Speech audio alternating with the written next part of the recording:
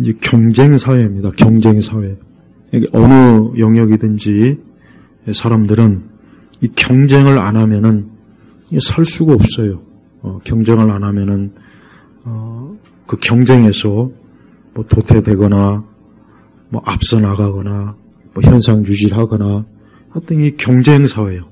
경쟁 사회이기 때문에 사람들이 신경이 날카롭고 예민해요.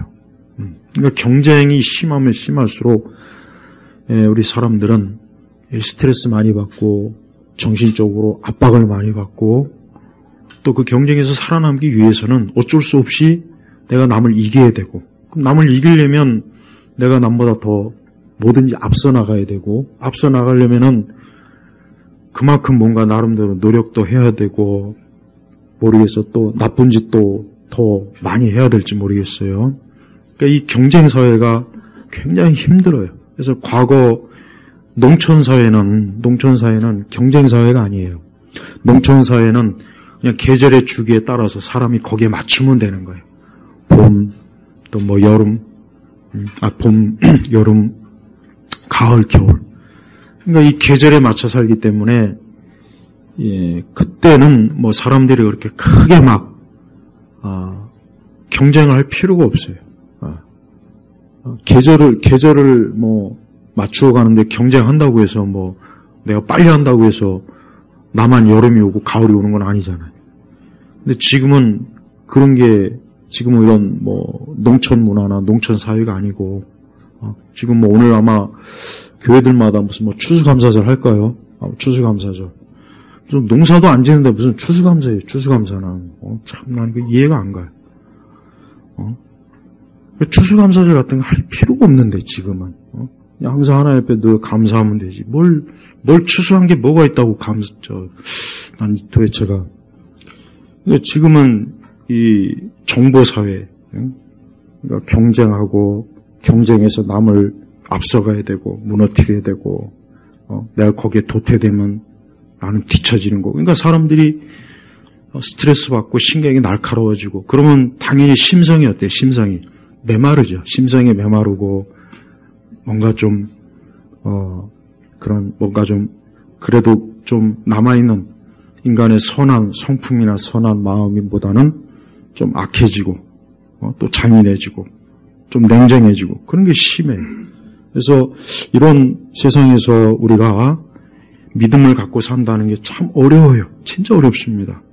우리는 그러면 과연 어떻게 살 것인가? 우리는 과연 이러한 세상에서 이렇게 서로 경쟁해서 남을 이기고 남보다 앞서지 않으면 내가 도태되고 그럼 나는 잘못하면 실패자가 되고 다 막 그런 생각을 하면은 얼마나 압박이 심하고 참 괴롭지 않겠습니까? 어린아이들도 엊그제 수능을 봤지만 또 얼마나 내가 시험을 잘 치렀느냐에 따라서 또 학교가 결정이 되고 봐요. 그러니까 인간의 삶이라는 것은 이렇게 피곤하고 힘든 거예요. 그런데 예수님께서는 굉장히 어떻게 보면 현실에 맞지 않는 나는 마음이 온유하고 겸손하니 내 멍에를 메고 내게 배워라. 그러면 너희 영혼의 안식을 얻을 것이다 그랬어요. 그러니까 영혼의 안식을 얻을 것이다 라는 이 말씀이 지금 중요한 말씀이에요. 왜 예수님께서 영혼의 안식을 얻을 것이다 라고 했을까? 왜 예수님께서? 그것은 인간의 본질이기 때문에 그러는 거예요. 아까 제가 오전에 그랬죠? 사람은 겉으로 드러나는 게 절대 전부가 아닙니다. 그건 극히 일부예요. 인간의 이 내적, 내 안에, 내 속사람, 이게 진짜예요. 이게 진짜라고. 그러니까 겉사람은 정말 말 그대로 그저 표면적일 뿐이지 우리 주님께서 말씀하신 것처럼 너희 영혼의 안식을 얻을 것이다 그랬죠. 그러니까 거꾸로 얘기하면은 우리 주님을 따르지 않는 사람에게는 안식이 없는 거예요. 연봉 협상을 잘해서 내가 올해보다 내년에 더 많은 월급이 오르고 수입을 얻고 내가 더 모든 게 더 성과가 오른다고 해서 그 사람이 안식을 얻는 게 아니라고요. 근데 사람들은 그런 것을 이루어서 자기가 안식을 얻을 거란 생각을 또 기대를 해요. 내가 좀 더 나아지겠지. 내 생활이 더 나아지겠지. 내 삶이 좀 더 여유가 있어지겠지 하고 뭔가 기대를 한단 말이에요. 근데 실제로는 자기 속 사람에게는 조금 더 큰 아무 영향이 없어요. 별로 그렇게 안식이 없는 거예요. 네. 그 인간의 이 영혼의 안식이 되지 않으면은 불안한 거예요.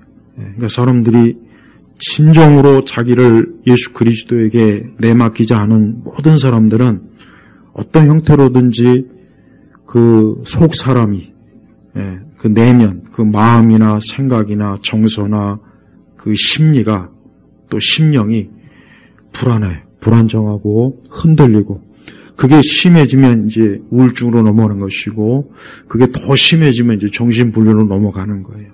그러니까 인간을 우리가 이제 교회를 다니면은 항상 영적인 것만 보니까 모든 걸 거기서만 자꾸 문제를 얻으려고, 그러니까 해결을 얻으려고 그러잖아요. 근데 제가 오전에 말씀을 전한 것처럼 꼭 그렇지만은 않은 거예요. 내가 영적으로 큰 문제가 없어도 그래도 내가 마음이나 내 속 사람은 여전히 내가 육체 안에 있기 때문에 불안정하고 흔들릴 때도 있다. 그렇지만 우리 그리스도인들은 그렇지만서도 우리 성도들은 어때요? 우리의 전적인 모든 것들을 하나님에게 맡길 때, 그럴 때 우리가 비록 현세에서 육신에 갇혀 있지만 거기에 어때요? 하나님 믿지 않는 사람들에 비해서 큰 평안을 얻을 수 있는 거예요. 그래서 그게 바로 이제 28절의 말씀이 바로 그거예요. 수고하고 무거운 짐진 자들아 모두 내게로 오너라. 그러면 내가 너희를 쉬게 할 것이다. 28절이 바로 그 말씀이에요, 사실은. 근데 우리는 이제 수고하고 무거운 짐 하면은 보통은 그냥 걱정이나 염려나 보통 표면적으로 그것만 생각해요. 물론 그것도 맞아요. 근데 그런 게 없어도 사람은 내적으로 수고하고 무거운 짐이 있어요. 근데 그게 뭔지를 모르는 거예요. 내가 이게 혹시 가난해서 그런가? 아니면 내가 뭔가 좀 부족해서 그런가? 요즘 일을 많이 해서 그런가? 아니면 이런저런 근심 연려 때문에 그런가? 물론 그것도 수고하고 무거운 짐이죠. 그러나 성경에서 말하는 수고하고 무거운 짐이라고 하는 것은 인간이 원래 하나님 앞에 죄를 진 이후부터 인간은 어때요? 수고하고 무거운 짐이 자연 발생적으로 생기는 거예요. 그게 생기는 거라고요. 이게 아마도 수많은 정신의학에서 왜 사람이 저렇게 정신적으로 고통을 받을까? 도대체 어디에 원인이 있을까? 물론 뇌의 원인이 많이 있어요. 뇌에도 원인이 있고 다른 신경 많은 원인이 있어요. 그런데 그것보다 더 다른 원인이 분명히 있는데 아직도 그거를 몰라요. 일반 의학에서는. 근데 성경에서는 그걸 뭐라고 합니까? 인간이 하나님과 끊어진 상태가 바로 수고하고 무거운 짐이에요. 바로 이겁니다. 그래서 아무리 돈이 많은 사람도 그 돈이 그 사람의 그런 근본적인 수고하고 무거운 짐을 해결해 주지 못합니다. 진짜 그렇습니다. 진짜 그래요. 그래서 그렇게 자기 엄청난 많은 돈을 가지고 있어도 왜 그 사람들이 우울증 약을 먹고 정신과에 가서 계속해서 치료를 받고 왜 그럴까요? 만약에 표면적인 거라면은 돈 가지고 해결할 수 있거든요. 돈 가지고 해결할 수 있습니다. 분명히 얼마든지. 그러나 그거 갖고 해결이 안 되는 거예요. 그 사람들이 그런 걸 해결하려고 약물의 힘을 빌려요. 약물. 그때부터 이제 약물의 힘을 빌리는 거예요. 근데 그 약물도 그냥 일반적인 정신의학의 약물도 썩 좋은 건 아닌데, 근데 거기에서 만족을 못하고 그 이상으로 가면 이제 그게 마약이 되는 거예요. 마약. 그래서 요즘 이 펜타닐이라는 것도 1957년인가 그때 이제 그 개발된 건데, 그게 원래는 암 환자들이 고통이 엄청나거든요. 저걸 좀 꺼주시겠어요? 저거 자꾸 시끄럽네. 이 암 환자들이 엄청나게 이 고통이 커요. 극심해요, 극심해. 네, 극심하답니다. 그거를 어떻게 하면은 경감시킬까 해서 그 전에는 그 대마, 양귀비에서 추출한 그거를 이제 한 건데 그것 갖고도 안 되니까, 조절이 안 되니까 개발한 게 펜타닐이에요. 근데 그게 암 환자들에게 아주 엄청난 진짜 정말 기적의 약이에요. 그래서 고통을 줄이는데 문제는 그걸 하다 보면 이제 어떻게 해요? 이게 그 사람의 정신, 뇌 이런 것들이 작용이 오니까 엄청난 부작용이 생기는 거예요. 그래서 이 펜타닐 때문에 미국도 1년에 굉장히 많은 숫자가 죽어요. 그 약 복용하고. 근데 아무런 고통이 없는 사람이 그 약을 복용하게 되면은 더 큰 문제가 생기는 거예요. 그게 이제 아주 치명적인 마약이 되는 거예요. 2차 대전 때 히틀러도 그렇고, 일본도 그렇고, 소련도 그렇고, 우리나라 그러니까 월남전 때도 그렇고, 군인들이 전쟁터에 나가면 일단 무섭거든요. 전쟁이 무슨 뭐 전쟁 영화 보는 게 아니라고, 게임이 아니라고요. 그러니까 이 두려움을 없애주기 위해서 뭐 하느냐. 다 마약을 줘요, 마약. 마약을 복용하면 이제 막 담대하고 용기도 생기고 겁이 없어지니까 그냥 전쟁에 임하게 돼. 다 그렇게 했다고. 마약과 전쟁이나 책도 다 나와요. 그러니까 지금 사람들이 수고하고 무거운 짐, 분명히 아니 나는 부족한 게 없는데 왜 뭔가 모르게 내 마음과 생각 속에 이렇게 뭔가 모르게 자꾸 나를 다운시키지? 왜 이렇게 내 기분을 자꾸 우울하게 하지? 왜 내가 자꾸 이렇게 뭐가 침체될까? 이게 왜 안 될까?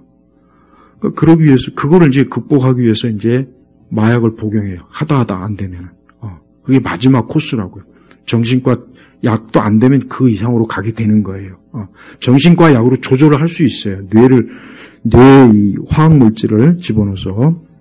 근데 사람이라고 하는 게 이게 얼마나 이게 위험한 존재인지 그거 갖고도 안 되는 거예요. 그래서 뭔가 더 자극적인 것으로 나를 좀 이런 내 인간의 깊은 심에서 나오는 이 수고하고 무거운 짐을 다스려 보기 위해서 마지막에 가는 게 그게 마약이라고요. 근데 그걸 하게 되면 진짜 그 하는 그때는 정말 이 세상 자체가 그냥 천국으로 모든 게 기분이 좋고 아니 눈꽃만큼의 두려움도 없고 겁도 안 나고 걱정도 없고 염려도 없는 거예요. 그러면은 우리 같으면 안 하겠습니까? 한번 그 맛을 봤는데 안 하겠냐고요. 합니다. 다 하게 돼 있어요. 누구나 다 하게 돼 있어요. 누구나. 근데 결국 하다 보면 어떻게 해요? 나중에는 그걸 안 하면 이제 고통이 오는 거예요. 엄청난 고통이, 말로 다 할 수 없는 고통이 오니까 차라리 그걸 해서 차라리 죽는 한이 있더라도 끝까지 마약을 하는 거예요. 근데 우리가 단순히 약을 한다고 해서 저런 마약쟁이, 저런 약쟁이 이렇게 조롱할 문제가 아니에요. 그러니까 사람들은 뭔가 모르게 자기 자신의 영혼에 안식이 없는 거예요. 그러니까 인간이 동물이 아니지 않습니까? 동물이 아니에요. 기계가 아니에요. 그러니까 인간은 가만히 있으면은 뭔가 모르게 안식이 없고 평안이 없고 자꾸 두려움이 생기고 분명히 아무 일 없어. 그게 큰 두려움, 큰 일이 없는데도 자꾸 그런다고요. 그러니까 안절부절 못하는 거예요. 그러니까 자꾸 이제 쇼핑도 가고 여행도 다녀보고 여행을 많이 다니는 사람들은 나는 정신적으로 우울한 가장 문제가 있다고 생각해요. 왜 그러냐? 왜 여행을 다니겠습니까? 여행이라고 하는 것은 환상을 쫓는 거예요. 네.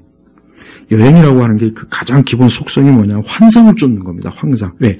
내가 지금 현재에서 누리지 못하고 얻지 못하는 뭔가 꿈의 세계를 여행을 가서 얻으려고 하는 거라고요. 그러니까 여행을 지나치게 자주 다니는 사람은 그것도 정신병입니다. 안 듣지만 그것도 정신병이에요. 우리 성도들은 이 땅에서 인간의 그 삶이라고 하는 것은 굉장한 그런 환상, 그런 극치의 어떤 쾌감, 또 무겁고 수고스러운 내 어떤 삶의 본질 안에서 막 올라오는 그런 것들을 뭔가 다스리고 조절해 보려고 하는 그런 발버둥을 치는 게 그게 인생입니다. 근데 우리 주님이 뭐라 그러냐? 모두 내게 오너라 그랬잖아요. 사람은 하나님에게 인간이 아주 본질적으로, 그러니까 표면적으로, 교회 나 그냥 교회 다녀, 이 정도 갖고는 아니에요. 진짜 그 사람이 살아계신 하나님에게 오지 않는 이상은 어떤 방법으로도 교회 와 있어도 해결 안 됩니다. 교회 와서도 해결 안 돼요. 교회 온다고 해서 해결될 것 같습니까? 천만에. 그의 영혼이 내적으로 정말 영혼의 안식을 얻기 위해서는 하나님 앞으로 진짜 와야 되는 거예요. 진짜 와야 그가 안식이네. 어거스틴도 내가 주님 안에 있기 전에는 쉼이 없었다고 고백한 이유가 바로 그거예요. 그래서 우리 주님께서 그러면서 나는 마음이 온유하고 겸손하니 그랬죠. 아까 얘기했지만은 지금은 이 경쟁사회이기 때문에 정말 힘들어요. 살기가 힘들어요. 그냥 경쟁하고 싶지 않고 나 혼자 그냥 내 방식대로 내 스텝대로 살고 싶지만 그게 안 됩니다. 안 되죠. 당연히 안 되죠. 왜? 내 주변에 있는 사람이 막 달려가는데 나는 가만히 있으면 나는 원치 않아도 내가 삶 속에서 도태가 된단 말이에요. 도태가 돼요. 그게 벌써 경제적인 수입에서 나타나죠. 제일 큰, 삶의 외향적인 거, 집, 평수, 자동차. 거기서부터 표시가 나니까 사람들이 그런 경쟁에서 도태가 안 되기 위해서는 누구나 다 할 것 없이 뛰어요. 그러다 보면 우리 심령이나 마음이 거칠어지고 당연히 사랑이 없어지고 온유함도 없어지고 그래요. 근데 예수님께서는 나는 마음으로 겸손해 내게 멍에를 보고 내 멍에를 내 배워라 그랬습니다. 그래서 그리스도인의 예수님의 온유와 겸손이 뭡니까? 이게 뭘까요? 첫째는 우리는 하나님 말씀에 무조건 순종해야 됩니다. 말씀에 순종하지 않으면 절대 안식이 없어요. 이걸 내가 아주 분명히 말해두고 싶어요. 우리가 하나님 말씀에 순종하지 않으면 인간은 절대로 안식이 없습니다. 말씀에 순종하지 않고 내가 내 삶의 방식은 거기에는 불안이에요. 분명히 내 원하는 대로 했는데도 불안해요. 내가 원하는 것을 얻었는데도 불안해요. 그거 참 문제 아닙니까? 그렇게 내가 원하고 내가 바라는데도 했는데도 계속해서 불안한 거예요. 인간이. 끊임없이 불안한 거예요. 그러면 또 다른 뭔가를 추구하게 돼 있어요. 그러니까 멈출 수가 없는 거예요. 이 불안함이라고 하는 것은. 그래서 우리 성도들은 제일 먼저 하나님 말씀에 무조건 순종해 기꺼이. 그래서 이것이 하나님 말씀 뜻이 아니면 반드시 돌아가야 돼요. 하나님이 딱 정해놓은 경계선이야. 네가 이 선을 넘으면 너에게는 이제 안식이 없다. 이 말씀의 경계선을 넘어가면 너에게 이제 안식은 끝이다 하고 분명히 하나님이 경고를 해주는데도 그 선을 넘어가면은 진짜 말 그대로 안식이 없어요. 내가 그렇게 원해서 내가 바라는 대로 됐는데 왜 이렇게 기쁨이 없지? 왜 이렇게 만족이 없지? 왜 이렇게 불안하지? 왜 심리적으로 내가 이렇게 뭔가 요동치지? 말씀의 경계선을 벗어나니까 그러는 거예요. 그런 무엇보다도 우리는 하나님 앞에 무조건 고개를 숙여야 돼. 우리는 하나님께 무조건 복종해야 돼요. 그러니까 하나님을 따르라는 얘기예요. 주께서 우리에게 요구하시는 뜻과 그분의 교훈에 고개를 숙여야 돼요. 그러지 않고 내 생각이나 내 경험이나 다른 사람들의 견해를 쫓다가는 역시 그것도 뭡니까? 안식의 경계선을 넘어가는 거예요. 그러니까 하나님은 사람들에게 비록 우리가 이 땅에서 죄로 인해서 또 이 세상이 많은 죄악들로 인해서 문제가 많지만 하나님께서는 우리에게 위해서 우리 그리스도인들을 위해 우리 하나님의 자녀를 위해서 특별한 안식의 경계선을 딱 정해줬다고요. 그게 말씀이에요. 하나님의 뜻이에요. 교훈이에요. 거기에 순종하고 고개를 숙여야 돼요. 그렇지 않으면은 하나님은 어느 누구에게도 절대 안식을 허락하지 않습니다. 우리가 성경에 보면 다윗도 그렇죠. 아니 성경에 보면은 아브라함도 마찬가지고 야곱도 그랬죠. 봐요. 아무리 하나님께서 언약의 조상으로 세웠고 하나님의 택한 자라도 하나님이 정한 경계선을 딱 넘어가니까 그들조차도 어때 하나님께서 안식일을 주지 않잖아요. 이스라엘이 그렇게 우상을 숭배하고 하나님의 뜻을 벗어나서 하나님이 그렇게 하지 말라 그렇게 하지 말라 선지자를 보냈는데도 저들이 안 들으니까 어떻게 합니까? 저들에게 그 주변에 있는 이방 민족들로 하여금 얼마나 이스라엘이 고생하게 합니까? 사사기해 보십시오. 하나님이 딱 정한 경계선, 말씀과 하나님의 뜻의 경계선을 벗어나는 그 순간부터 이제 하나님은 하나님의 그 평안과 안전과 안식을 하나님 딱 거둬가 버려요. 이건 예외가 없는 거예요. 예외가. 그러니까 우리조차도 예외가 없어요. 그러니까 이 부분에 있어서 우리는 언제나 내가 이 그리스도 예수님의 온유함과 겸손함이라고 하는 것은 하나님 말씀과 그분 앞에 고개를 숙이는 거구나, 순종하는 것이구나, 거기에 따르는 것이구나 하는 것을 반드시 알아야 됩니다. 그래서 우리는 이 세상을 살아가는 동안 이게 항상 우리에게 늘 판단 기준이 돼야 돼요. 내가 뭘 하든 무슨 생각을 하든 어떤 결정을 하든 간에 하나님이 딱 정해놓은 경계가 있어요. 근데 거길 넘어갔어요. 그러면 이제 자기 스스로 깨달아. 난 이제 어쨌든 내가 원하는 대로 했으니까 난 이제 더 이상 평안과 안식을 이제 없는 거를 내 스스로 받아들여야 돼요.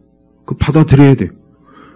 경계선을 벗어나고 뜻을 거역하면서 주여 내게 평화가 안식을 주세요 한다는 것은 그거는 있을 수가 없는 거예요. 그건 하나님께서 도저히 하나님이라도 받아들일 수 없는 거니까 꼭 그렇게 알아야 돼요. 이게 우리가 현대 사회가 아무리 복잡하고 아무리 그래도 그 하나님의 경계선을 딱 넘어가느냐 넘어가지 않느냐가 내가 거기서 안식을 얻느냐 안식을 잃느냐 하는 그 차이가 거기서 반드시 나오는 겁니다. 아무리 고양이 많이 키우고 개 키우고 아무리 반려동물 많이 키운다고 해서 사람이 안식을 얻는 게 아니에요. 사람들이 그런 걸 가지고 안식을 자꾸 얻으려고 그래요. 그런 걸 가지고 자꾸 그 사람들하고 접촉하기 싫어하고 사람들과 함께하는 걸 부담스러워하고 요즘 젊은 애들은 전화 받는 것도 경계를 일으킨대잖아요. 그러니까 사람들하고 얼마나 이게 교류하는 게 부담스러우면은 이 전화가 오는 것도 부담스러운데 그래서 카톡이나 문자로 전화 목소리조차도 이 교류가 안 될 정도로 고독해 힘들어. 그러니까 우울한 거예요. 그러니까 인간 사회라고 하는 거는 어쩔 수 없어요. 부딪혀 가면서 살아야 돼, 사람. 근데 그런 거를 자꾸 끊어놓잖아요. 편할 것 같죠. 처음에 편하지만 시간 지나면은 사람은 결국 혼자 있다가 고독이요, 고독. 그러니까 이단들은 그 고독한 마음을 해결해 주려고 그래서 자주 모이는 거거든. 빈대처럼, 바퀴벌레처럼. 자꾸 모이는 거예요. 그 안에 있으면 안정감을 얻거든. 근데 그건 멸망의 안정감, 멸망. 그건 참 어리석은 거예요. 그러니까 영혼의 안식을 얻으려면 첫 번째, 무조건 하나님 말씀과 그분 앞에 순종하고 고개를 숙여라, 이게 첫 번째. 또한, 우리는 우리의 모든 것들을 우리 스스로가 겸손하고, 또 오만하지 않고, 교만하지 않는 우리의 말이나 행동이나 우리의 모든 일에 있어서 어때요? 항상 하나님 앞에서 어때요? 우리 예수님께서도 온유하고 겸손하셨죠? 그렇습니다. 우리의 말이나 행동이나 모든 면에서 우리는 어때요? 스스로 조심하고 죄악된 그런 거친 말이나 행동이나 악한 경계를 넘어가면 안 돼요. 우리 예수님은 그렇게 하나님의 아들이고 능력이 많으시지만 예수님께서는 철저히 인성에 갇혀 있어요. 예수님은 얼마든지 자기를 대적하고 자기를 비방하고 자기를 욕하고 자기를 공격할 수 있는 사람들을 말씀 한마디면 그냥 한순간에 다 저들을 지옥의 산채로 집어넣을 수도 있지만은 우리 주님은 어때요? 끝까지 죄인들을 향해서 참고 인내하시고 끝까지 온유와 사랑으로 그들을 어때요? 품어주시려고 그런 모습을 보이셨어요. 그러니까 우리 그리스도의 온유와 겸손은 뭡니까? 우리 자신이 바로 우리도 예수님의 온유와 겸손을 본받아서 우리도 말이나 행동이나 모든 면에서 어때요? 예수님의 그런 모습을 그대로 우리도 우리 안에서 그러한 성품과 기질이 나오도록 항상 조심스럽게 우리가 인생을 살아야 돼요. 그래서 성도는 어떤 일이 있어도 항상 용서하고 또 사랑하고 또 하나님이 내게 주신 것으로 또 만족하고 그렇게 살 때 마음에 평안이 오는 거예요. 그렇지 않고 우리 안에 아까 경쟁심이라고 했지만 그러니까 남을 죽여야 잘 살게 되는 세상이 지금 세계라고요.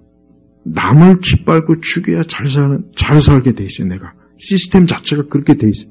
이 자본주의 시스템. 물론 그게 어쩔 수 없어요. 이 세상은 뭐 그보다 더 나은 시스템은 없어요. 그렇다고 공사주의나 사회주의로 돌아가면 또 안 되고. 그러니까 우리 성도들은 비록 지금 우리가 살고 있는 이 세상과 사회 시스템이 남을 죽이고 경쟁하고 짓밟고 내가 앞서가야 되는 세상이지만서도 설령 그런 시스템이 있다 할지라도 우리는 사람에 대해서 어때요? 사랑하고 이해하고 용서하고 긍휼을 베풀 줄 아는 그런 하나님이 주신 거룩한 성령께서 우리에게 부시는 그런 마음이 우리 안에 영적으로 장착이 되어 있어야 되는 거예요. 여러분, 죄라는 게 무슨 대단히 복잡한 것 같을까요? 절대 아닙니다. 정말 아무것도 아니고 별것도 아니고 사소한데 그게 살인이 되고 폭력이 되고 그게 엄청난 진짜 파괴가 돼요. 네. 그 작은 그 미움, 증오, 원망, 복수 이게 작은 씨앗인데 이게 엄청나게 커져버리는 거예요. 네. 그러니까 어떻게 보면 허무해요. 야, 어떻게 저런 정말 별거 아닌데 저걸 가지고 저렇게 큰 일을 벌였을까? 그런 일들이 비일비재합니다. 그러니까 이 세상 악이라고 하는 게 그게 다 처음에는 작은 씨앗이에요. 아주 작은 씨앗이라고. 한 개인의 마음에 품어진 그 어떤 씨앗이에요. 근데 이게 우리가 성령의 열매면은 좋은 열매가 되어서 우리가 이 세상을 좋게, 우리가 타인을 좋게 만들고 더 유익되게 만들지만 우리 안에 악한 독초, 내 마음에 악한 어떤 그 독한 마음이 있거든요. 우리 다 알 거예요, 아마. 내 안에 무언가가 그 독한 마음이 이게 확 열매가 맺어버리면은 그게 다른 사람을 죽이고 파괴하고 그게 그만 엄청난 고통을 주는 거예요, 타인에게. 그러니까 예수님의 이 온유하고 겸손한, 예수님은 하나님의 아들이지만 그분은 온 우주를 말씀으로 창조하시고 그분은 말씀으로 모든 피조물들을 주관하시고 그렇지만 그분이 그런 엄청난 큰 능력을 함부로 사용하지 않잖아요. 우리 예수님은 얼마나 어때요? 죄인을 우리 예수님 앞에 그렇게 못되게 굴고 예수님에게 시비 걸고 예수님을 뭐 바알세불이 어쩌고 저쩌고 뭐 진짜 신성모독을 저질러요. 그러면 그냥 예수님이 진짜 말씀 한마디면 그냥 한순간에 산채로 지옥에 넣을 수도 있는데 우리 주님은 절대로 그렇지 않다고요. 그러니까 우리가 이 온유함과 겸손함이라고 하는 것은 어떤 도덕적, 윤리적 차원을 얘기하는 게 아니라 우리 안에 죄성, 내 안에 죄가 있다는 거예요. 내 안에 죄성이 있고 타락한 본성이 있는데 이게 잘못 폭발해버리면 어때요? 폭발해버리면 큰 문제가 커져요. 그래서 이 세상을 막 히틀러나 모태똥이나 스탈린이나 그 한 사람이 그 속에 있는 악한 그런 생각들과 철학과 그런 지식들이 수천만 명을 죽였잖아요. 수천만 명을 학살했다고요. 그 정도는 아니더라도 우리 각 사람이 우리가 있는 어느 영역에서 잘못하면 그렇게 될 수가 있어요. 그러니까 우리는 바로 그러한 어때요? 온유와 겸손함을 우리가 항상 우리 마음과 생각 속에 늘 하나님 성령께서 열매로 맺게 하신 그거를 거기에서 열매가 맺어져야 돼요. 그래서 우리는 이 세상이 어떤 증오와 복수와 미움과 뭔가 그런 악한 것으로 자기가 살려고, 그러니까 그런 악한 것으로 자기가 살려고 한다는 것 자체가 뭡니까? 그거는 예수님하고는 아무 상관이 없는 거예요. 성도들이 아무리 우리가 세상을 살아갈 때 우리 자신은 항상 예수 그리스도를 의식해야 돼요. 주님을 의식해야 된다고. 예수님을 의식하지 않고 사람이나 세상을 의식하면 우리도 어쩔 수 없이 그런 악한 본성대로 살 수밖에 없어요. 그게 발휘될 수밖에 없다고요. 우리의 직장이나 우리의 가정이나 우리가 살고 있는 모든 영역에서 우리가 잘못하면은 내 안에는 악한 그런 생각과 계획과 마음과 기질을 발휘해서 누군가를 죽이거나 넘어뜨리거나 파괴하거나 그렇게 되는 거예요. 그게 바로 이 세상의 원리예요. 이 세상은 그것으로 사는 거예요. 세상은 그것으로 돌아가는 거예요. 정치도 그렇고 경제나 문화, 예술 어느 영역도 보면은 다 그 안에는 뭡니까? 그 안에는 우리 예수님과 같이 온유하고 겸손한 이런 영적인 원리보다는 인간의 타락한 본성의 원리를 가지고 이 세상을 사는 그런 사람들이 더 많기 때문에 세상이 어때요? 더 고통스러운 거예요. 힘든 거예요. 그 반지의 제왕에 보면은 여러분 반지의 제왕 보면은 거기 보면 절대 반지가 나요. 절대 반지. 그 반지의 의미가 뭡니까? 이 절대 반지의 의미가 뭐예요? 힘이에요. 권력이에요. 근데 그거를 얻게 되면 아무리 보잘것없는 사람도 그 반지를 끼는 순간 힘이 생기고 권력이 생기는 거예요. 근데 그게 선하고 좋은 일로 쓰이는 게 아니라 뭡니까? 세상을 파괴하고 수많은 사람들을 노예로 삼고 세상을 막 그냥 자기가 왕이 돼가지고 온 세상을 그냥 지배하려고 하는 그런 폭군이 되게 하는 거예요. 그 반지가. 그걸 끼는 순간 아무리 선한 사람도 그 반지만 끼면은 한순간에 폭군의 기질이 나고 왜? 천하무적의 반지가 있으니까 그거로 온 세상을 지었다 폈다 할 수 있는 거예요. 그게 이게 얼마나 무서운 거예요. 그러니까 누구나 이걸 소유하고 싶어요. 그러나 그걸 소유하는 그 순간 그는 어때요? 폭군이 되는 거예요. 폭군. 스탈린이나 모택동이나 김일성이나 히틀러나 그런 사람이 되는 거예요. 그런 사람. 그래서 온 세상을 지옥 같은 세상으로 만드는 거예요. 우리 예수님은 어떤 분입니까? 모든 권세와 권력의 주인이시지만 예수님이 이 땅에 오셨을 때 그러한 하나님 나라의 능력과 권세를 세상을 지옥으로 만드는 게 쓴 게 아니라 뭡니까? 예수님은 어때요? 죄인들, 멸망해가는 우리 죄인들을 건지시고 구원하는데 예수님은 어때요? 자기 자신을 십자가의 대속물로 내놓았잖아요. 그게 바로 뭡니까? 온유하고 겸손하신 거예요. 우리 주님이 온유하고 겸손하지 않았으면 벌써 이 세상은 진작에 이미 벌써 이미 세상은 아담이 범죄한 그때 이미 벌써 작살났어요. 벌써 이미 그때 막 하나님은 그냥 아예 온 우주와 세상을 그냥 다 쪼각쪼각 불태워버렸을 겁니다. 그러나 하나님은 어때요? 우리 주님은 온유하고 겸손하신 거예요. 우리 죄인들을 불쌍히 여기는 거예요. 긍휼히 여긴 거예요. 우리 죄인들을 그대로 두면 멸망에 갈 거니까 우리들을 어때요? 생명으로 의의 길로 이끌어 주시기 위해서 우리 예수님을 이 땅에 보내신 거라고요. 많은 그리스도인들이 예수님의 이런 말씀을 보고 들으면서도 온유와 겸손과 먼 사람들이 많아요. 복수하고 미워하고 증오하고 뭔가 모르게 그리스도의 뜻과는 하나님과는 전혀 다른 그런 모습, 그런 성향, 기질을 유감없이 발휘하는 그런 사람들이 많다고요. 그 사람들이 과연 그리스도인이겠습니까? 그 사람들이 과연 성도라고 할 수 있겠어요? 아무리 그들이 예배당에 앉아있고 성경을 읽고 교회에 참여한다고 해도 그 사람은 그리스도의 사람이 절대 아닙니다. 왜? 예수님과 같이 온유와 겸손함이 없잖아요. 네, 우리 주님은 이런 면에서 마귀하고는 달라요. 마귀는 그 속성이 어때요? 악해요. 마귀는 그 속성이 악합니다. 마귀는 잔인해요. 마귀는 죽이고 파괴하고 마귀는 오만하고 교만하고, 그러니까 마귀의 속성은 벌써 우리 인간의 본성에 다 있지 않습니까? 그러니까 예수님은 어떠세요? 그런 게 전혀 없는 분이에요. 예수님은 온유하고 겸손하고, 예수님은 그렇게 예수님을 핍박하고 욕하고 그렇게 예수님을 여기 못되게 해도 우리 주님은 어때요?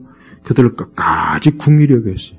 그리고 결국은 예수님이 그들을 위해서 십자가에서 피 흘렸다는 것 자체가 뭡니까? 그분이 온유하고 겸손한 거예요.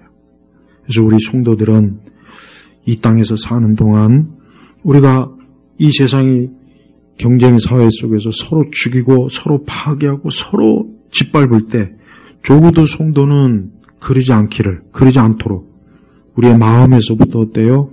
온유한 사랑으로 우리가 사람들을 대하고 모든 일을 온유와 사랑으로 잘 할 때 거기에 하나님의 평강이고 복이 있는 겁니다. 내가 그렇게 하면 하나님께서 내게 복을 주셔요. 그러나 내가 그렇게 하지 않을 때 결국은 나도 그로 인해서 큰 해를 입는다는 걸 꼭 알아야 되는 거예요. 그래서 30절에 뭐라 했습니까? 내 멍에는 편하고 내 짐은 가볍다 그랬어요. 그러니까 우리 주님께서 우리에게 요구하시는 모든 것은 무거운 게 아니에요. 힘들고 고단하고 괴로운 게 아니라 오히려 이것이 뭡니까? 편하고 가벼운 거예요. 진정한 그리스도인은 주님을 따르고 주님을 섬기는 게 조금 더 짐스럽다, 무겁다, 부담스러워, 절대 그렇지 않을 겁니다. 그러니까 참된 그리스도인은 절대로 하나님에 대해서, 하나님의 말씀에 대해서, 계명에 대해서 무겁다, 불편하다, 힘들다, 절대 그런 마음이 안 들고 오히려 뭡니까? 편하다, 가볍다. 하나님의 자녀가 아닌 이 세상의 자녀, 마귀에 속한 자만이 하나님의 말씀은 힘들어, 하나님의 말씀은 불편해, 무거워, 부담스러워. 그들은 그럽니다. 이게 얼마나 확연히 차이가 나요. 확연히 차이 난다니까. 내 멍에는 편하고 내 가볍다. 우리 주님께서 지금 거짓말한 게 아니라고요. 진짜예요. 진정한 그리스도인의 자녀들은 하나님의 뜻과 그분의 계명과 말씀이 편해요. 그러니까 그게 더 편하고 그게 좋은 거예요. 그러나 아직 하나님의 자녀가 아닌 마귀의 자녀는 하나님의 말씀과 뜻이 무거워요. 힘들어요. 나는 이거 난 못하겠는데요. 난 이거 힘들어요. 나 이렇게는 못 살아요. 진짜 그렇습니다. 이게 확연히 차이가 납니다. 진짜 차이가 나요. 그래서 중생하고 거듭난 자는 하나님의 말씀과 계명이 오히려 편합니다. 그러니까 하나님의 뜻대로 사는 게 더 좋고 편하고, 반대로 중생하고 거듭나지 못한 자는 벌써 하나님 말씀이 싫어요. 근데 부담스럽고 무겁다. 이거는 너무 힘든데요. 반대로 된다. 그러니까 반대로. 이거 확연해요. 그러니까 내가 그리스도에게 속했는지 아닌지는 그것만 봐도 알 수 있어요. 자기가. 내가 주의 뜻을 하나님에게 복종하기를 기뻐하는가? 좋아하는가? 그게 오히려 편하고 쉬운가? 그 사람은 분명히 그리스도에게 속한 자가 맞습니다. 그러나 그것이 부담스럽고 그거보다 내 뜻과 내 기분, 내 취향, 내 원하는 대로 하는 게 더 쉽다는 사람은 그 사람은 그리스도에 속한 사람이 분명히 아닐 거예요. 100% 맞습니다. 안타깝지만 이거로 판별할 수가 있는 거예요. 그러니까 진정한 성도는 하나님의 뜻을 따르고 복종하는 게 편하고 더 좋습니다. 진짜 억지가 아니에요. 억지가 막 떠밀려서 그냥 막 마지못해가 아니라 나는 그리스도의 뜻을 따르는 게 더 좋아. 진정으로 예수님 믿는 사람은 주일 성수하는 게 더 좋지, 주일 성수 안 하면 그게 괴로워요. 진짜예요. 진정한 그리스도인이라고. 제가 가장 쉬운 예만 듣는 거예요. 그 사람은 주의 성수하는 게 더 편하고 더 쉽고 더 좋아요. 그러니까 그리스도께 속하지 않은 사람은 주의 성수하는 게 제일 힘들어요. 가장 힘들고 부담스럽고 어려워요. 그 사람은 벌써 이 말씀하고는 틀리잖아요. 이거 우리 성도들이 아까도 얘기했지만 우리가 세상을 핑계대면 안 됩니다. 지금은 이런 세상이고 이런 세상에서 주의 뜻대로 살기 어려운데요, 힘든데요. 그럴 리가 없어요. 절대 그럴 리가 없습니다. 그럼 주님의 말씀이 틀린 거예요. 그러면 주님은 그렇게 말씀하지 않았어요. 내 멍에는 편하고 내 짐은 가볍다 그랬다고요. 그러니까 우리 성도들은 어느 시대 어떤 상황이 돼도 하나님의 뜻을 따르고 그분과 함께하는 게 그게 쉽고 그게 편해요. 그러나 그리스도께 속하지 않은 자는 그게 오히려 불편하고 그게 싫고 그게 아직도 그냥 어거지가 돼버리는 거예요. 이거 어느 쪽인지는 벌써 금방 알 수 있지 않습니까? 아마 스스로 돌이켜보면 금방 알 수 있을 거예요. 근데 주의 뜻을 따르고 그분께 가는 게 내 영혼의 안식이에요. 내 영혼의 안식입니다. 하여튼 이거는 분명히 알아야 돼요. 내게 지금 안식이 없다. 그건 내가 아직도 주님을 온전히 따르지 않는구나. 그렇게 알고 있으면 되는 거예요. 우리가 이 세상이라고 하는 것은 하나님께서 믿지 않는 불신자들이 안식하며 살도록 내버려 두지 않았습니다. 하나님 믿지 않는 사람들이 이 땅에서 절대 안식하며 살게 내버려 두지 않아요. 하나님은 그들에게 갖은 고통과 괴로움과 수고와 무거운 짐을 그냥 잔뜩 지게 만들어서 하나님께서. 그러니까 이 세상이라고 하는 것은 어떤 세상을 만들지 간에 좋은 세상은 없어요. 다 힘들어요. 다 고통스럽고 다 수고하고 무거운 짐을 지게 만들어 보세요. 하나님 그렇게 만들었어요. 이 원리 자체를. 그러나 그리스도께 나온 사람은 거기에서 빠져나올 수 있게 했단 말이에요. 그러니까 유일한 탈출구예요. 생명의 무이라고 예수님이. 지금도 영혼의 안식이 없어서 많은 사람들이 고통을 당하고 괴로워하고 정신적 고통.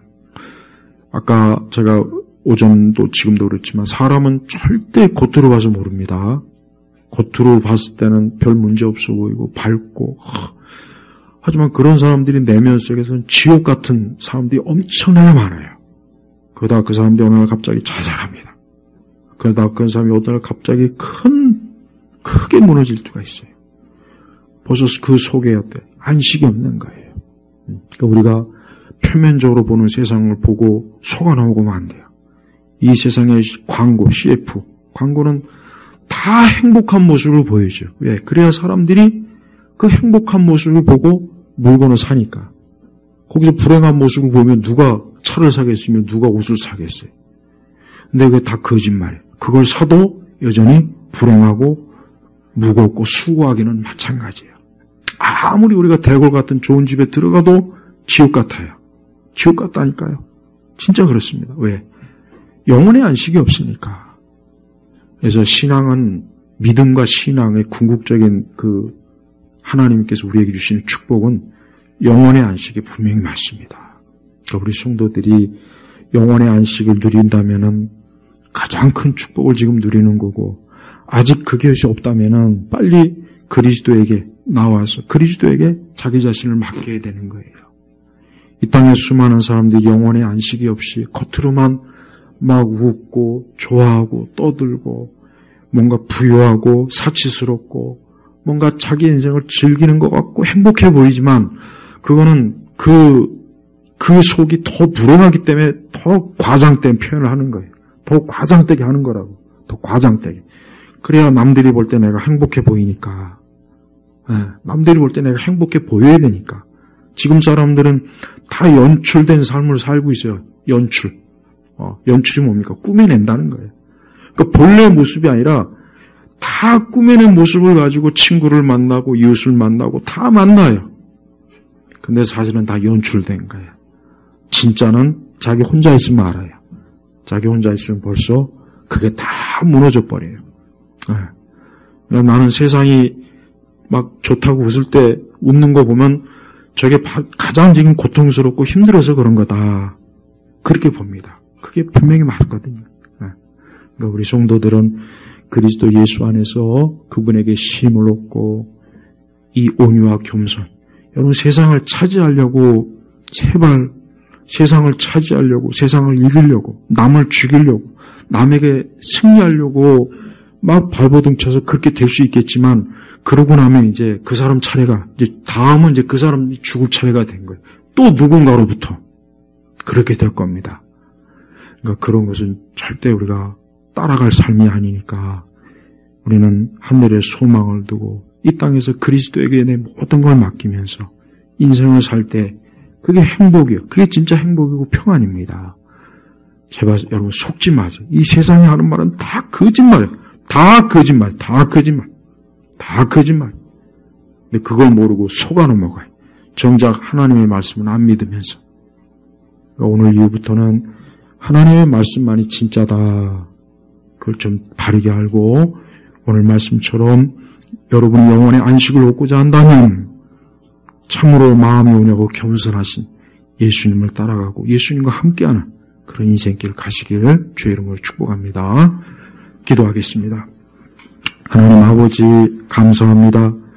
오늘 거룩한 주일입니다. 우리에게 주신 이 귀한 또 예배 시간과 예배 자리와 함께하는 귀한 우리 성도들과 오늘도 복된 시간을 누립니다. 우리 성도들이 한 주간에도 우리 예수님과 함께하고 수고하고 무거운 짐 있더라도 주님께 맡기고 또 영혼의 안식을 얻는 길로 가게 하시고 모든 일에 우리 하나님을 알면서 하나님 안에서 기뻐하는 인생길이 되게 하소서. 예수 그리스도의 이름으로 기도 올렸습니다. 아멘.